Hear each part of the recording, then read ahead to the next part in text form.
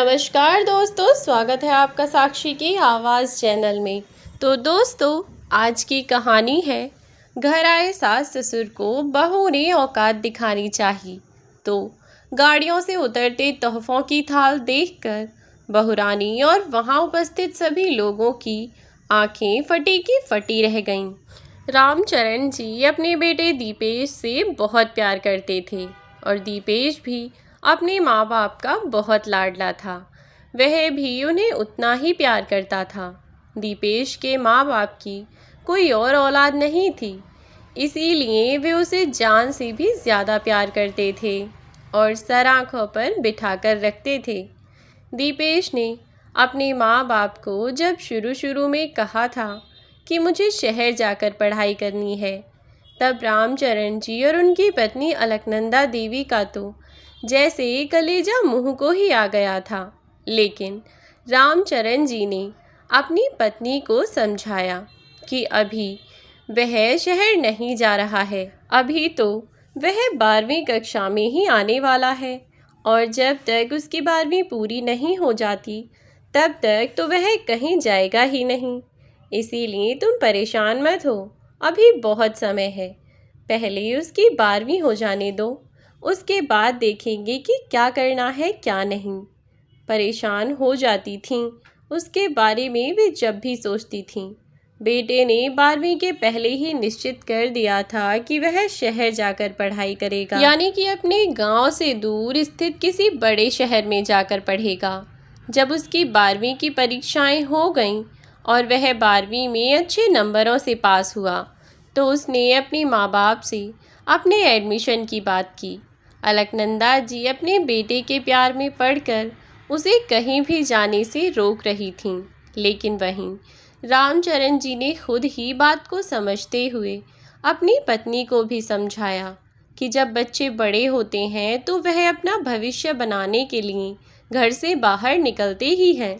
इसमें कोई बड़ी बात नहीं है और ना ही कोई बुरी बात है। अगर हम उसे हमेशा ही अपने दामन से बांध कर रखेंगे तो वह जीवन में कभी आगे नहीं बढ़ पाएगा और ना ही कभी बड़ा आदमी बन पाएगा। उसके लिए हमने जो सपने देखे हैं वह ना ही उन्हें पूरा कर पाएगा और ना ही अपने सपनों को पूरा कर पाएगा। तुम समझ रही हो ना? अगर हमें अपने बच्चों को कामयाब बनाना है तो खुद से दूर भेजना होगा और फिर माँ बाप का तो काम ही होता है अपने बच्चों के भले के लिए खुद के दिल पर पत्थर रखकर अपने बच्चों को खुद से दूर भी भेजना पड़ता है। अब अगर यह जाना ही चाहता है तो इसे जाने दो, कोई बात नहीं, इसके साथ ज़बरदस्ती मत करो। और यह तो अच्छी बात है कि यह पढ़ने के लिए बाहर जाना चाहता है, वरना तो इसके साथ के बहुत बच्चे ऐसे हैं जिन्होंने ना तो अब तक ढंग से पढ़ाई की है और ना ही आगे करना चाहते हैं, बस अपना टाइम पास कर रहे हैं। इसीलिए भगवान से दुआ करो कि तुम्हारा बेटा अपना भविष्य बनाना चाहता है और एक माँ बाप के लिए इससे ज़्यादा खुशी की बात और क्या हो सकती है। तुम समझ रही हो ना? बेचारी अलकनंदा जी आखिर क्या कर सकती थीं? ना चाहते हुए भी अपने बेटे के भविष्य के लिए उसे खुद से दूर भेजने की अनुमति दे दी। जब माता पिता की तरफ से अनुमति मिल ही चुकी थी तो उनका बेटा दीपेश अब पढ़ाई करने के लिए शहर की ओर चल दिया। उसने अपना रजिस्ट्रेशन वगैरह करवाया और शहर में पढ़ाई करने के लिए चला गया। दीपेश के पिताजी रामचरण जी की गांव में बहुत इज्जत थी। सब लोग उन्हें सम्मान देते थे और सब लोग उन्हें बहुत प्यार भी करते थे, क्योंकि वे गांव में सभी लोगों की मदद किया करते थे। यदि कभी किसी को मदद की ज़रूरत होती तो वे उसकी मदद किया करते। यदि कभी किसी को पैसों की या फिर किसी भी तरह की मदद चाहिए होती तो वह अपने पास से उनकी हमेशा ही मदद किया करते। रामचरण जी यूं ही हमेशा उन लोगों की मदद करते, इसी के कारण बहुत से लोगों के लिए वह पूजनीय थे, लोग उनसे बहुत प्यार करते थे। इसी कारण उनके बेटे दीपेश को भी सब लोग बहुत प्यार करते थे। दीपेश जब से पढ़ाई के लिए बाहर गया तब से अलकनंदा जी और रामचरण जी बिल्कुल अकेले पड़ गए थे। फिर दोनों अकेले ही अपने घर में पड़े रहते। समय बीतता रहा। देखते ही देखते दिन महीने में बदले और महीने सालों में। यूं ही देखते जब कई साल बीत गए तो आखिरकार अब उनके बेटे की पढ़ाई पूरी होने का समय आ गया। इस कारण से दोनों ही माता पिता बहुत ज़्यादा खुश थे कि अब उनका बेटा पढ़ाई करके उनके घर आ जाएगा। यह दोनों अक्सर ही आपस में बातें किया करते कि अब जब हमारा बेटा पढ़ाई पूरी करके घर वापस आ जाएगा तो हम जल्दी ही उसके लिए कोई अच्छा रिश्ता ढूंढ लेंगे और अच्छी सी लड़की देखकर उसकी शादी करवा देंगे। फिर परिवार में फिर से रौनक हो जाएगी और सब लोग खुशी खुशी रहेंगे। फिर से यह घर खिल उठेगा जो कितने सालों से बिना दीपेश के वीरान सा हो गया है। अब उनके बेटे की पढ़ाई पूरी हो गई तो उनका बेटा, जो कि पढ़ाई पूरी करने के बाद खुद से अपने घर भी नहीं आया, वह अभी भी शहर में ही था। उसने फ़ोन पर अपने मम्मी पापा को अपने पास होने की खबर दे दी। जब उसने फ़ोन करके अपने मम्मी पापा को बताया कि वह पास हो गया है तो उसके मम्मी पापा बहुत खुश हुए और उन्होंने उससे कहा कि बेटा अब जल्द ही घर आ जाओ। हमारी आँखें तो जैसे तुम्हें देखने को तरस गई हैं। कितने दिन हुए तुम्हें बिना देखे हुए। तुम्हारे बिना यह घर बिल्कुल भी अच्छा नहीं लगता, बिल्कुल सुनसान वीरान सा पड़ा रहता है। अब बस तुम्हारी पढ़ाई तो पूरी हो ही चुकी है। अब तुम जल्दी से घर आ जाओ ताकि इस घर में फिर से रौनक हो सके। दीपेश यह बात सुनकर कुछ चुप सा लगा गया और कुछ देर कुछ न बोला। दीपेश को यूँ शांत देखकर उसके माता पिता ने पूछा, क्या हुआ बेटा, कोई बात है क्या जो तुम्हें परेशान कर रही है? तब दीपेश ने कहा, हाँ मम्मी, वह दरअसल मुझे आपसे एक बहुत ज़रूरी बात करनी थी। यहाँ शहर में थोड़ी सी प्रॉब्लम हो गई थी, इसीलिए मुझे यहीं पर ही। तभी वह अचानक से रुक गया और अपने मम्मी पापा से कुछ कहता कहता चुप हो गया और बोला कि मम्मी, जब मैं गांव आ जाऊंगा तब आपको सब कुछ समझा दूंगा। अभी मैं आपसे कुछ भी कहूँगा तो आप नहीं समझेंगे। दीपेश की बात ने उन्हें थोड़ा परेशान कर दिया और वह बार बार पूछने लगे कि आखिर बात क्या है जो तू हमें बताएगा और हम समझेंगे नहीं। फिर दीपेश ने बात को टाल दिया और कहा कि माँ, आप तो बहुत दिनों से मेरे आने का इंतज़ार कर रही थी ना, तो बस आरती की थाल तैयार रखिए, मैं जल्द ही घर आ रहा हूँ। 2 से 3 दिन में मैं घर पहुँच जाऊँगा और मैं अपने साथ अपने दोस्त को भी लेकर आ रहा हूँ। आपको कोई परेशानी तो नहीं है ना? दीपेश की इस बात को सुनकर उन दोनों ने ही सोचा कि दीपेश का कोई दोस्त उसके गांव घूमना चाहता होगा, इसीलिए दीपेश उसे साथ लेकर आ रहा है। लेकिन उन्हें क्या पता था कि दीपेश के दिलो दिमाग में तो कुछ और ही चल रहा है। वे तो खुशी खुशी अपने बेटे को कहने लगे कि ठीक है बेटा, तू अपने दोस्त को लेकर यहाँ आ जा, हमें कोई परेशानी नहीं है। लेकिन जैसे ही दीपेश 2 दिन बाद अपने घर आया तो उसकी माँ खुशी खुशी अपने बेटे की आरती उतारने लगी। दीपेश अपने साथ एक दोस्त को भी लेकर आया था, पर जैसा उसके मम्मी पापा ने सोचा था, उसका वह दोस्त कोई लड़का नहीं था बल्कि एक लड़की थी जो कि अपने सामान के साथ वहाँ आई थी।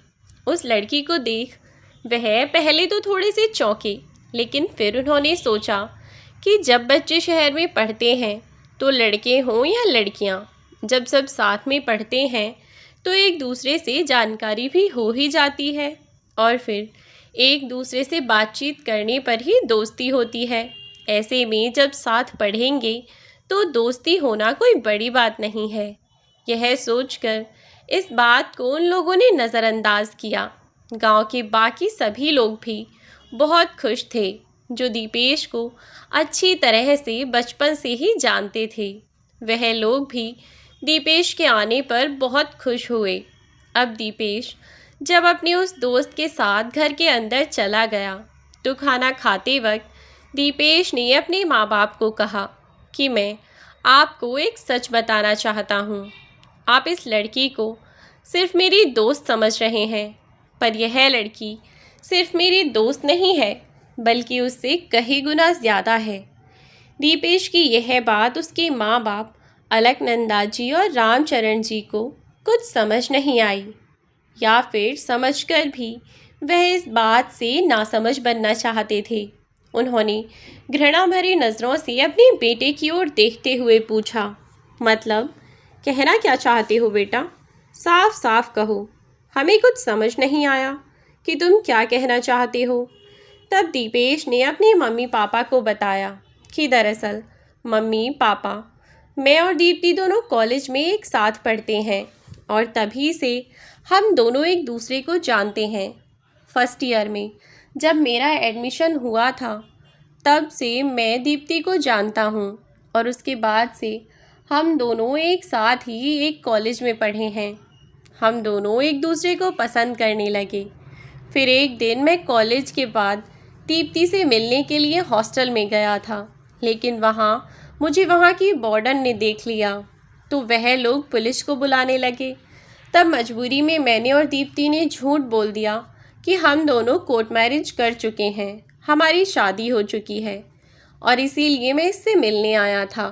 फिर उन लोगों ने मैरिज की बात पर विश्वास नहीं किया और उन्होंने हमसे कहा कि यदि ऐसा है तो हमें सबके सामने यह साबित करना होगा कि हम दोनों पति पत्नी हैं।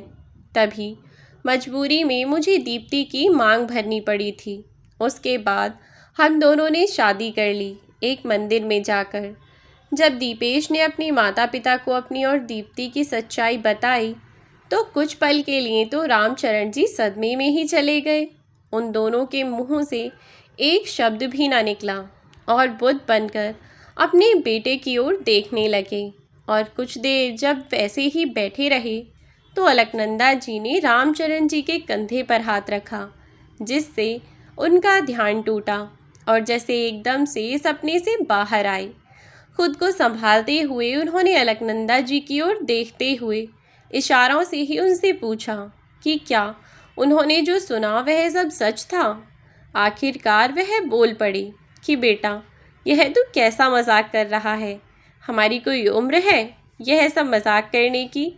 तो उनका बेटा बोला, नहीं पापा, मैं कोई मजाक नहीं कर रहा हूँ, यह बिल्कुल सच है। दीप्ति मेरी पत्नी है, मैंने इससे शादी कर ली है और अब हम दोनों साथ ही रहेंगे। आप दोनों इतने समय से मेरा इंतज़ार कर रहे थे, इसीलिए मैं आपको परेशान नहीं करना चाहता था और सोचा कि एक बार आपके पास आकर आपको सब कुछ बता दूं। इसीलिए यहाँ आकर सामने से आपको सब कुछ बताया है। उम्मीद है कि आप मेरी परेशानी समझने की कोशिश करेंगे। रामचरण जी इस बात को सुनकर नाराज़ होते हुए बोले, तूने हमें पागल समझ रखा है क्या कि किसी भी लड़की को लेकर आ जाएगा और कहेगा कि यह तुम्हारी बहू है और हम उसे अपना लेंगे? ऐसा कभी नहीं हो सकता। ऐसे ही किसी भी लड़की को हम अपने घर की बहू नहीं बना सकते। और फिर तूने एक बार भी इतना बड़ा फैसला लेने से पहले हमसे पूछना तो दूर, हमें बताना भी ज़रूरी नहीं समझा। आखिर तू ऐसा कैसे कर सकता है? हमें तुझसे ऐसी उम्मीद नहीं थी। हमने तो तेरे हर सपने को पूरा करने की कोशिश की, लेकिन तू तो हमारे ही सपनों को तोड़ने पर तुला हुआ है। क्या क्या नहीं सोचा हमने तेरे लिए, लेकिन तूने हमारे सारे सपने मिट्टी में मिला दिए। आखिर क्या कमी छोड़ी थी हमने तेरे प्यार में? सब कुछ किया, जो तूने मांगा तुझे ला कर दिया, तेरी ख्वाहिशों को पूरा किया। एक बार कम से कम यह फैसला लेने से पहले हमसे पूछ तो लिया होता, हमें एक बार इस बारे में बता ही दिया होता। तो फिर तू क्या चाहता है? कौन सा हम तुझे रोक रहे थे? तेरी खुशी हमें अपनी खुशियों से भी प्यारी है, लेकिन नहीं, तूने तो हमें कुछ बताना ज़रूरी ही नहीं समझा। रामचरण जी अपने बेटे की इस हरकत पर बहुत नाराज़ हुए और उन्होंने उसे बहुत डांटा भी। और अपने बच्चों की ऐसी हरकत पर उसे डांटना स्वाभाविक सी बात है। अगर किसी भी व्यक्ति के साथ ऐसा हो तो निश्चित ही वह नाराज़ ही होगा। लेकिन इस बात को समझने की बजाय दीपेश उल्टा इस बात पर नाराज़ हो गया और उल्टा अपने पापा से बहस करने लगा। बातों बातों में उनकी बहस थोड़ी ज़्यादा हो गई और अब दीपेश गुस्से में चेयर से उठकर चला गया। उधर रामचरण जी ने भी खाना नहीं खाया और गुस्से में वे भी चले गए। अलकनंदा जी ने रात में रामचरण जी को समझाया कि उन्हें अब ऐसे गुस्सा नहीं करना चाहिए। दीपेश की शादी हो चुकी है और अब चाहे वह कुछ भी करें, यह सच बदला नहीं जा सकता। यह सच्चाई है कि दीपेश की शादी हो चुकी है। अब वह उसकी पत्नी है, उसका अपना परिवार है और अक्सर ही बच्चों से ऐसी गलतियां हो जाती हैं, लेकिन यह माँ बाप का फ़र्ज़ है कि वह बच्चों को माफ़ कर दें। ऐसे में अगर हम भी उनसे मुंह मोड़कर बैठ जाएं, तो बच्चे बेचारे किसके सहारे रहेंगे। अब रामचरण जी को यह बात समझ आ चुकी थी और उन्होंने सोचा कि सुबह उठकर मैं अपने बेटे से बात कर लूँगा और इस प्रॉब्लम का कोई ना कोई सॉल्यूशन हम निकाल ही लेंगे कि किस तरह से उन्हें अपनी बहू को गांव वालों से मिलवाना है, कैसे गांव वालों के सामने उसे लाना है। अब रामचरण जी यही सोचकर सो गए। अगले दिन जब उन दोनों की आंखें खुलीं, तब तक उनका बेटा घर छोड़कर अपनी पत्नी के साथ वापस जा चुका था। अब जब उन दोनों ने अपने बेटे को पूरे घर में ढूंढ लिया, लेकिन वह उन्हें नहीं मिला और जब उन्हें घर में उसके कपड़े और सामान भी नहीं मिला, तो वे लोग एकदम से घबरा गए कि अचानक हमारा बेटा कहाँ चला गया। वे दोनों बेचारे पागलों की तरह उसे ढूंढने लगे, लेकिन उनका बेटा उन्हें नहीं मिला। उन्होंने अपने बेटे को कई बार फ़ोन मिलाया, लेकिन उसका फ़ोन भी ऑफ जा रहा था। जाने कितनी कोशिश की उन्होंने अपने बेटे को ढूंढने की, लेकिन उन्हें उनका बेटा कहीं ना मिला। वह बेटा जो उनका इकलौता सहारा था, अचानक ही उनकी आंखों से ओझल हो गया और अब वे लोग समझ नहीं पा रहे थे कि वे उसे कहाँ कहाँ ढूंढें और कैसे ढूंढें। कॉलेज जाकर उन्होंने अपने बेटे के बारे में पता लगाने की कोशिश की, लेकिन लाख कोशिश करने पर भी वह नाकामयाब रहे। यूं ही बेटे की राह तकते तकते बेचारे अपना समय गुजार रहे थे। जब भी उन्हें किसी से पता चलता कि उनके बेटे के यार दोस्त वहाँ हैं, वह तुरंत ही उसके दोस्तों को ढूंढने के लिए, उनसे मिलने के लिए वहाँ पहुँच जाते, ताकि उन्हें कहीं से उनके बेटे का पता चल जाए। लेकिन किसी ने भी उसके बारे में कुछ भी जानने से इनकार कर दिया। सबने यही कहा कि जब से उसकी पढ़ाई पूरी हुई है, तब से तो वह जैसे गायब हो गया है। उसने तो अपना नंबर तक बदल दिया। अब तो हमारी भी उससे कभी बात नहीं होती अंकल। यही जवाब सुन सुनकर बेचारे रामचरण जी थक चुके थे और अब तो दोनों की आंखें भी बूढ़ी होती जा रही थीं। बेचारों की नज़रों से ठीक से कुछ दिखता भी न था। बेटे की राह तकते रहते।